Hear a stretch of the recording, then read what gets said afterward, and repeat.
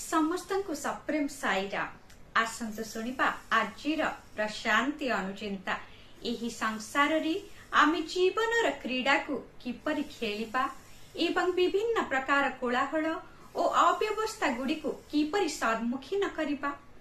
भगवान जी अति प्रेमपूर्ण भावरे आम पई प्रयोज्य उदाहरण सहित आमको अति सुंदर रूपे एहा को स्मरण कराई देइछन्ति।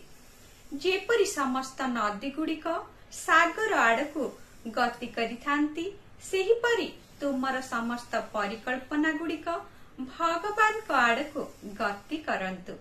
एही जीवनर नाटक हेउछि भगवानकर, आमर भूमिका हेउछि तांकर उपहार, कहानी मध्य तांको द्वारा ही लिखित।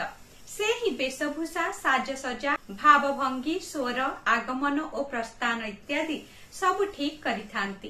तुमको केवल निजर भूमिका सुचारू रूपे निर्वाह करबाकू ही पड़िब एवं जवनिका पड़िबा परे तांकर प्रशंसा पाइबाकू ही पड़िब।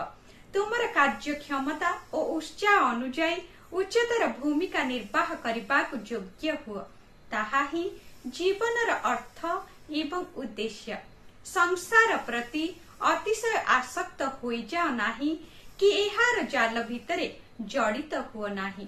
तुमर भावना गुड़ी को निजर नियंत्रण रे ही रख।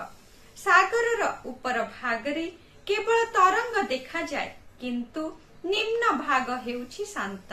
सेहीपरि तुमे माने मध्य जेतेबेले निजर गभीरतारे प्रवेश करिब सेतेबेले तरंगर आलोडन ठारू तुमे मुक्त रहिब। जानी रख जे अधिकांश जिनिसर दीर्घस्थायी मूल्य नाही, तेणु सेही सब गुड़ी को दूरे दिया जाई पारे। केवल शुद्ध जिनिस को दृढ़ भावरे धरी रख।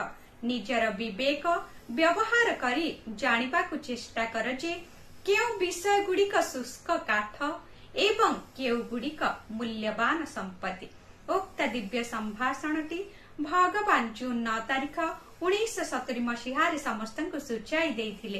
कहिबार तात्पर्य भगवान हेउछन्ति निर्देशक एवं समस्त मानव हेउछन्ति केवल साधारण कलाकार मात्र।